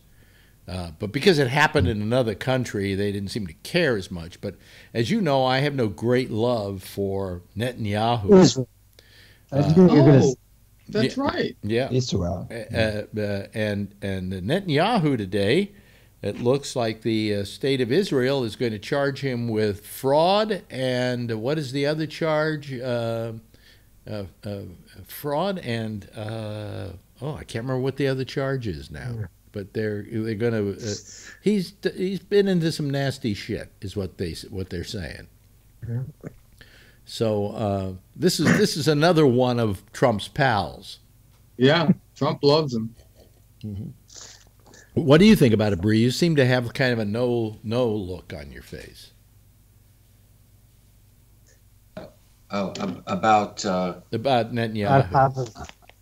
Oh yeah, I saw something in the news about that. We did get but the big thing around here was the Pakistan, India, Kashmir story. What was that? That's sort of. What was that? Now, wait a minute. Hold on a second. Before we go any further, does anybody here know what he's talking about? No. So that means our news people aren't doing their job, right? Never said a word. Well, yeah. If it happens somewhere else, we don't give a shit. Yes, Jeff. Is that about the two countries that they took an airplane and they knocked down another airplane? Yeah. Okay, so what happened? Pakistan shot down 2 Indian fighter planes, and they took their pilots hostage, or they took their pilots captive, I guess you would say. Oh boy! And this is from India, and yeah. So Pakistan is currently holding at least 1 Indian pilot. Wow! Now that's big news. You would think. One would think. Did you hear about it at all, Richard? Where you were? Yes. It's probably on the national channel, but I haven't checked on it. But I'm sure it is. See, you know, we Americans are made dumb by our media. Yes, Jeff. Okay, thanks. Both of these countries have nuclear capabilities. Yes. Yeah. And they're pissed off at each other. You know, I don't think they'll, fire any nuclear weapons off. I didn't say that either, but here's they're willing to kill each other. Here's something I've never been able to figure out. Okay, we get all apoplectic over North Korea getting nukes, right? And yet it's okay for other people to have them. Pakistan's got them. We're not telling Pakistan to get rid of your nukes. India's got them. We don't tell India to get rid of their nukes. Israel's got them. We don't tell Israel to get rid of their nukes. Somehow, it's some country we consider irresponsible that we tell them not to build nukes. Now, my question is, why shouldn't they be allowed to build nukes? Why shouldn't they build them? Out of just pure self-defense. If everybody else has them and you're the only guy in the block who doesn't, you're at a distinct disadvantage. Yes, France Bree. has them. Yeah. Yes, Bree. So, Alex, I'm doing this study on, I'm looking at, we have a television show here. Yeah. It's called My American Neighbor, and it's out of Jordan. You can find it on YouTube, but it doesn't have any subtitles. But it's the only television show to exist in the Middle East that has a white guy as a regular actor. So I've been doing some research on this, and with my colleague, we're analyzing this show. And I had to look into this, a couple of different concepts, one of which is called Occidentalism. And, you know, this is sort of the opposite of Orientalism, but there's a lot written about it. And one of the things I had to look up was polling and how people in the different countries feel about the U.S. And I was very surprised to find that last year, according to a Pew Research poll, and again, who knows about polls and who they survey and what they ask, but it found that the population of Iran actually had a more favorable view of America than the population of Jordan or Saudi Arabia. Wow. You know, which is ironic, but you can look this up, that America polls less favorably in Saudi Arabia, which is our ally, our friend, and was higher in Iran. Now, you know, that struck me as very odd. I don't know why that would be. You know, you would think in Iran, if you took a poll, everybody would say, we hate the Americans. You know, because we're always threatening them, and we're giving them economic sanctions, and we're doing this and that to them. And they should, if they hated us, I wouldn't blame them. Okay, but you know, I mean, the Saudis should love us because we're suckers for them. No, I believe you. I believe the people of Iran really like Americans. It could be how they ask the question, and also, I mean, if it came out in 2017, then that could mean that they were interviewing people in 2015, 2016, and that would have been just before Trump. And, you know, Obama had the deal. They did have a deal with the Iranians. Well, so maybe the polling isn't showing it. But my question, but Jordan? Why is Jordan? Yeah, but why doesn't Jordan? My question and is then that this. might be the Palestinian thing. You know? How much is Trump a factor in American hatred these days?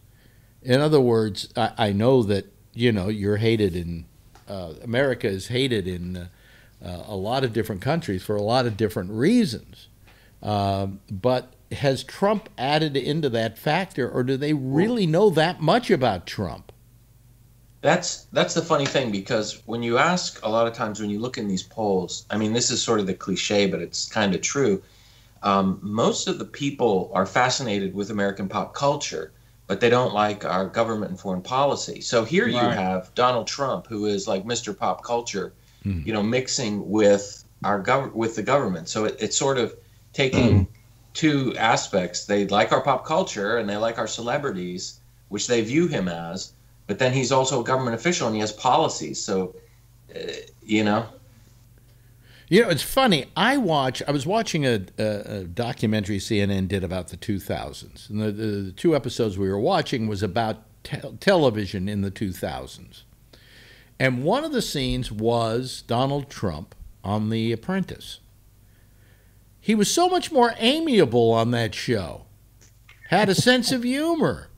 You know, I mean, I mean, I never watched the show, but what I saw of this clip was an entirely different Donald Trump than we're getting as president. Yeah. What happened? I mean, I know he's always been an asshole on a personal level, but I'm saying on a media level, he seemed quite personable. So what happened? Maybe he had a director. It could have been he had a director. They also had the lighting, so it really made him look good, made him look very regal, you know.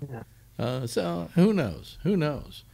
But the perception. For instance, let me ask you, Richard. In Norway, people know who our president is, but do they really care about what he's doing? Are they that tuned in that they would turn around and say, "Oh well, he really sucks"? Not the average Norwegian. I would say if you are you referring to the average Norwegian or the Parliament? I mean, the average person on the street. Do they really? Okay, not the politicians. Do they have any visceral feeling about? Because they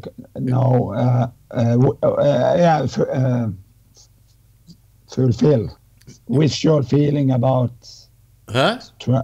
You said something about Do they have an innate feeling about Trump, or do they just not care? I mean, is it that he's not a threat to them, so they can worry about other stuff? The average Norwegian don't worry much about him.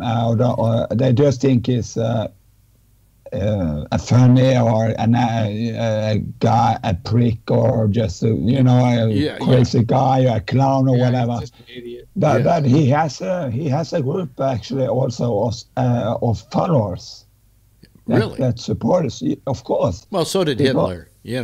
But Norway and the States has a very old relationship, so there is a Bree in Dubai. How do they perceive of Donald Trump? Is he somebody that you worry about? Here's the way it works.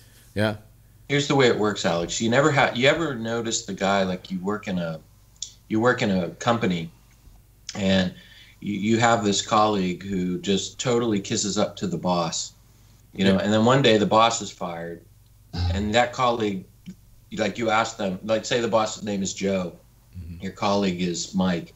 Say, Mike, how's Joe? Joe is great. Joe's fantastic as long as he's the leader, as long as he's in power, as long as he's the president, right? But then you say, if Joe gets fired, what an asshole. Then you ask, how's Joe? Joe, who's Joe? So they're just waiting for the next person, and whoever the president is, that's where they're going to invest their time and their attention.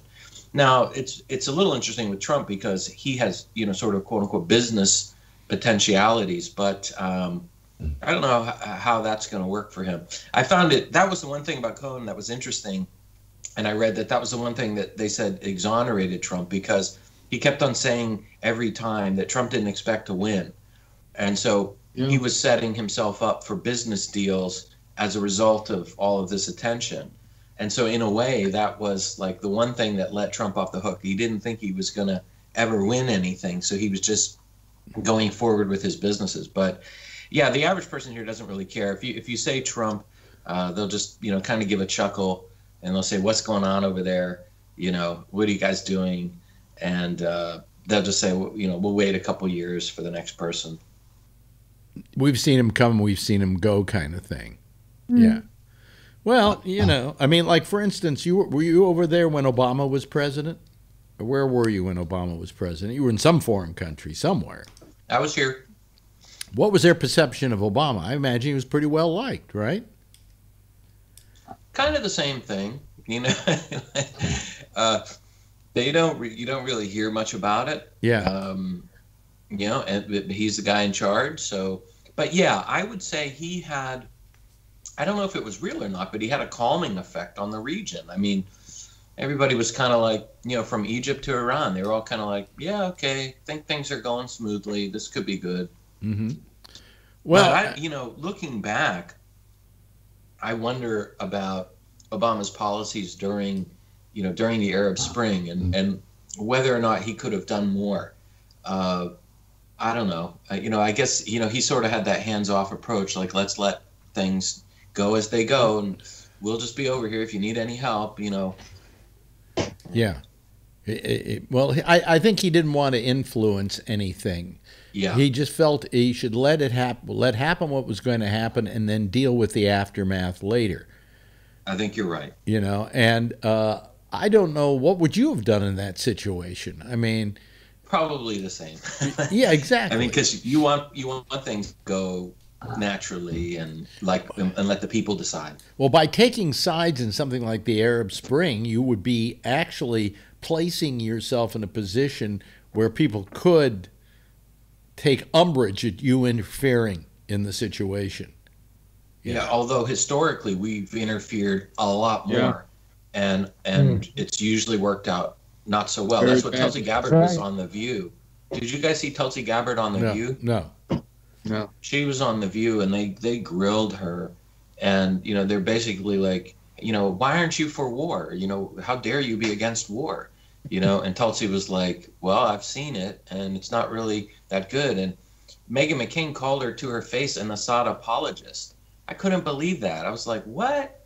And Meghan McCain, the whole time she was staring at her like, you're not as good as my dad. Like, you talk like you're in the military, but you don't know the military. I do. I'm like, what? It was. Wait, she was crazy. in the military. Who was in the military? Meghan McCain was in the military? Gabbard was in the military. Oh, Gabbard, yeah. Tulsi Gabbard. Yeah. Now here's a good question for you. I think all of us are against the United States involving itself in the affairs of other countries. Okay? Like Venezuela. Unless there's something that is a humanitarian problem, like in Syria, and then I think we involve ourselves to the extent that we at least try to do relief efforts, and maybe we try and stem the hostilities that are happening in those areas. But now we've got a situation like Venezuela. And the question is, what the fuck do we do about Venezuela? I mean, if we have this feeling that we don't like to interfere in the politics of another country, maybe this is one we should involve ourselves in. I mean, what anybody have any opinion on that? Yes, Jeff. Yeah, I think it's a tough country to deal with from our perspective. And I think it's hard to, I don't think there's a win-win place for us. Well, you got to feel sorry for those people. I mean, they have no they have no medicine, they have no food. So you can, officially you can give them food, but you can't get it to them because what's his name? Maduro, is that his name? Is blocking the roads, so the United States can't send in medicine and food. Yeah, but you could. It seems to me like many years ago we used to take things in airplanes and drop them. Yeah, in other countries. We kill half the population by bopping them on the head with Spam, but something like that. Yeah, I don't think we can do that in this particular case. And the thing about Maduro is, what does he have against us bringing food and supplies and medicines to his country? It makes him look bad. It makes him look bad. It makes him look worse when people see that they go to the grocery store and there's no food there. And this kid gets sick and they can't go somewhere and get some medicine that would save the kid's life. I think that's far worse. I mean, is this guy a fucking moron? He's like Trump. He denies that there's a problem. Yeah. Makes his own reality. I'll tell you what happens with these tin horn dictators. Is they're in this country and they're the head of the country and they're the last word on everything. Hey, Pammy?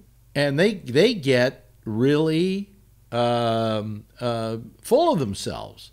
They lose any sense of the outside world, and I think Maduro does not have a sense of the outside world. He doesn't have a sense outside of maybe the executive home or whatever, wherever he stays, because there are people in his streets who are dying because they don't have medicine. There are people who are dying because they're not getting food. Yeah. And he should go, the United States wants to give us some food and medicine? Come on in. We need the help. Okay? But, I don't understand that. And a guy like Maduro, I think, is the worst kind of human being. Plus, he steals an election. Supposedly, this other guy won, and he just won't let him be the head of the country. Now, who's to say if this guy becomes the head of the country after a couple of terms in office, he doesn't become a Maduro? I mean, it seems to be the lot of things down there. Maduro was the successor to what's his name? The guy before him. What was his name? Chavez. Chavez. Hugo Chavez. Yeah. He was the supposed successor to Chavez. And when Chavez died, he just came right in, took office, and he doesn't want to leave. That's what happens. They don't want to leave either. So, we can't bring them food, we can't bring them medicine, because God forbid we should overthrow his regime with food and medical supplies, It's a stupid thing. It's really stupid. I'm trying to think of, were there any other major news items?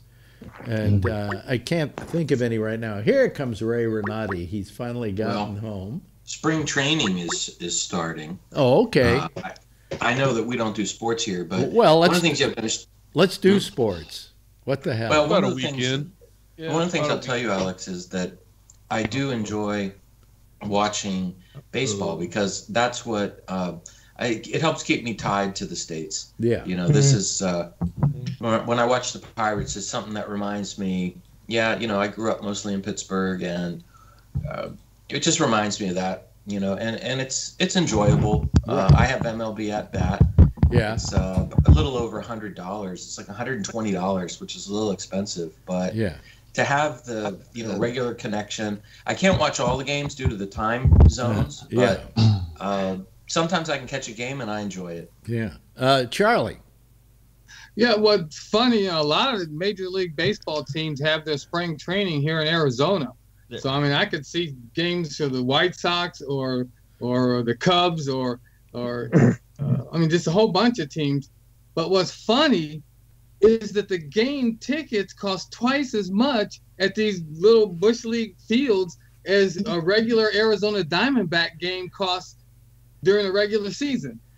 Are they? No, the Diamond expensive, Charlie? A ticket. Charlie, how much are they now? It's about $80 a ticket to see a spring training game at this high school. No, I was down there. I was down there a few years ago to see the A's, and they were cheap as heck.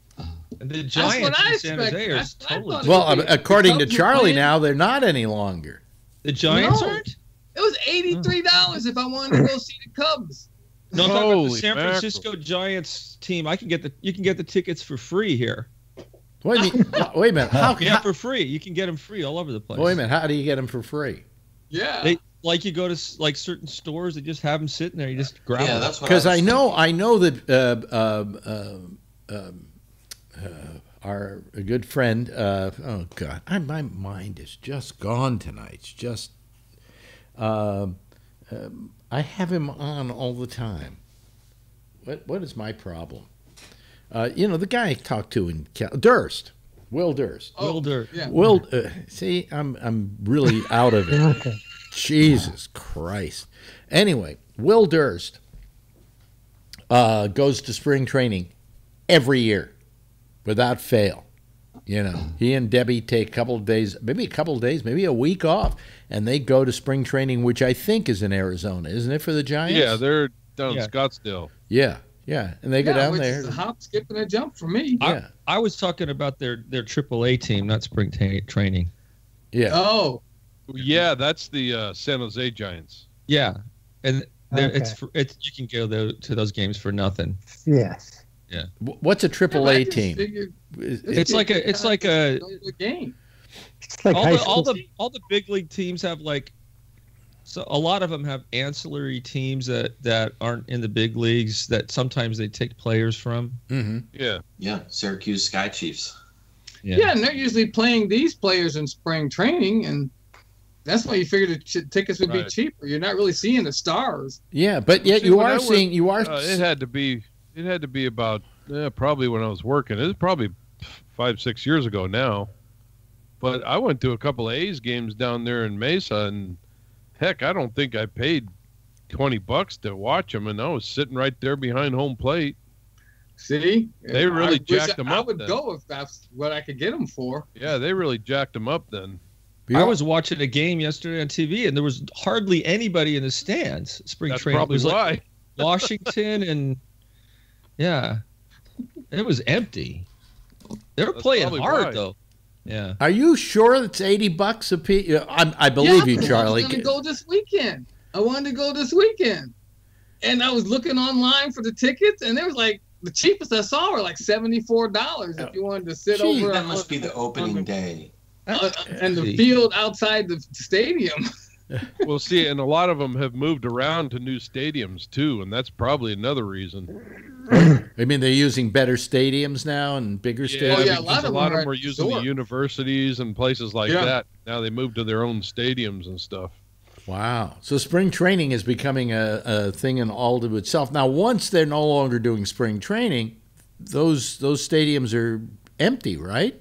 They're not being used? I think colleges are playing in them or something. Yeah.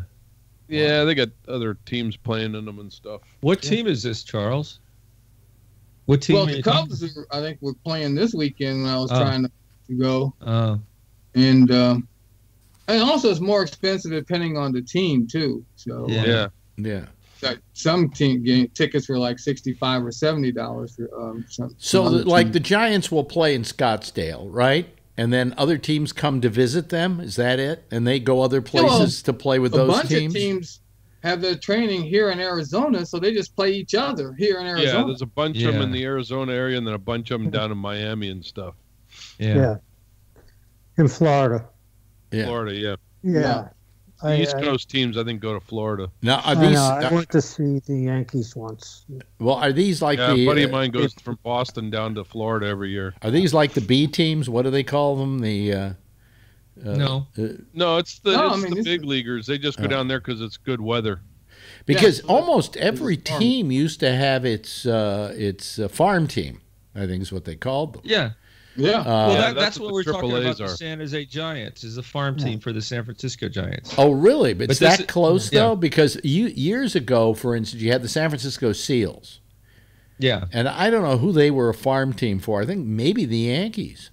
For the Yankees, because DiMaggio's brothers started there. Oh, so did DiMaggio. They went to the Yankees. Okay, but that's because they were not a full... They were part of the big league. Yeah. That's right. Back in those days, I got to tell you, when I was a kid, I never had a big feel for baseball because all we had were the Seals, and every baseball team was East Coast. It was basically an East Coast sport. And so I grew up. Chicago. I always told Shecky that I was very jealous of him that he grew up being able to have teams he could root for, in baseball, because we didn't have anything in San Francisco unless you wanted to root for the Seals, and that was kind of like, yay. Seals were damn good, though. They were good, and I mean, DiMaggio came from there and so on, but nevertheless, it wasn't. We were deprived. Okay, it wasn't a big league team, right? Yes, it Jeff, wasn't a major league team. Jeff. No, when I grew up, there was lots of teams to go see. I mean, there was the Yankees, the Giants. The Giants were there. The Dodgers. And Brooklyn was there. The Dodgers. Yeah. Brooklyn Dodgers. And then football team. Yeah. And the Jets became a new thing. Yeah. But when I was a kid, as I say, I didn't have that.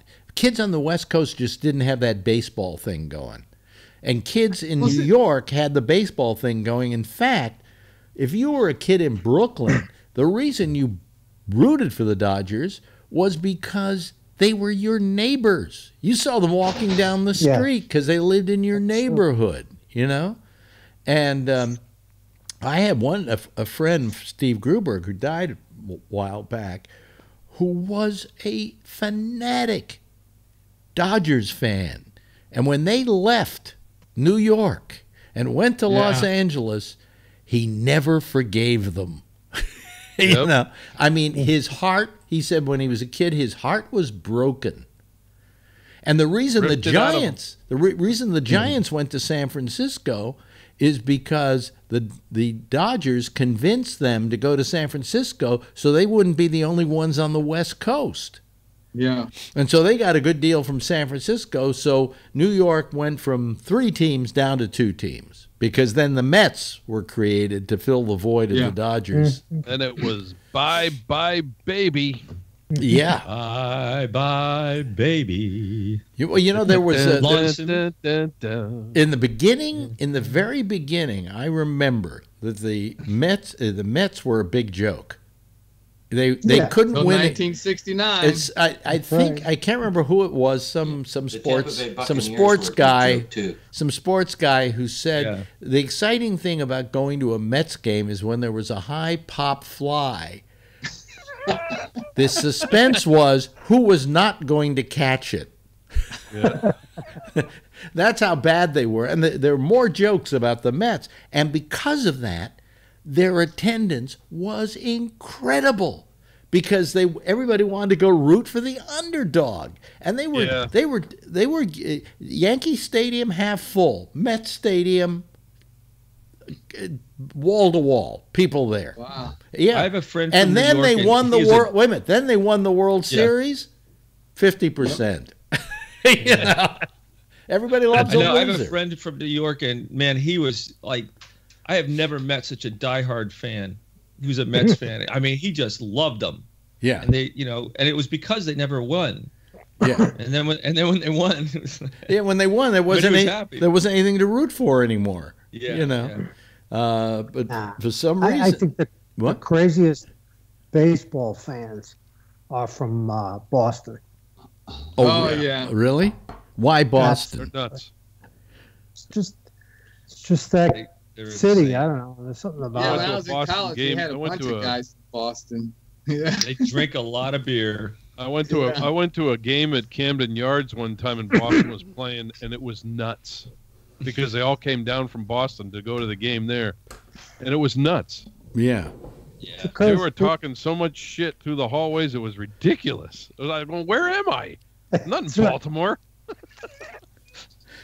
Yeah. But and then I remember we finally got Major League Baseball on the West Coast, and it was a big deal. And the reason it was a big deal is because there were 2 teams there initially, the Giants and the Dodgers, and that was good going. That was really good going. And then many a night in high school, I used to stay up past midnight listening to the Cubs play the Dodgers. Yeah, but by that time I was almost too old to get into baseball. You know, like, oh hey, the home team is here now. You know, yes, Bree. Hey, Alex.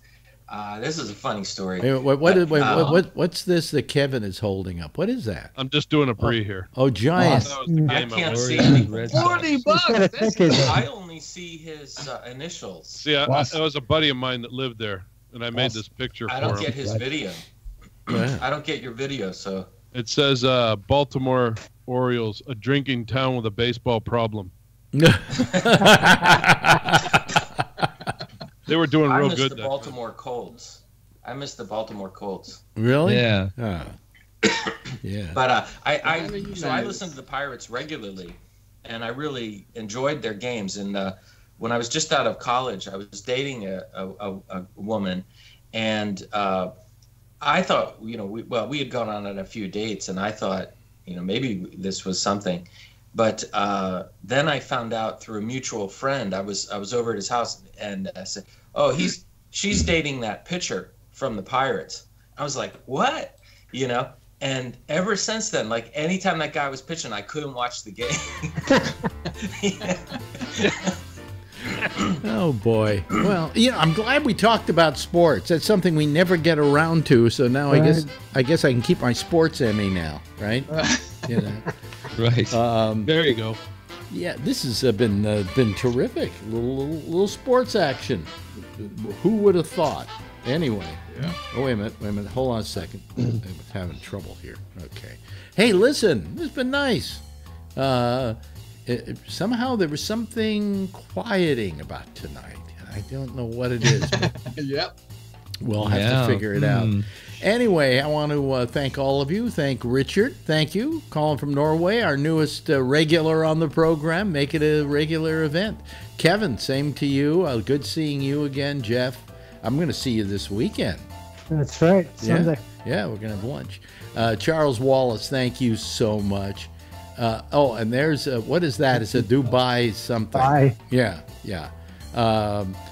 Not to be convinced with duvet, which is something else entirely. And thanks to Bree for being here. And, of course, Ray, thank you for calling us from all over the area tonight. Yeah.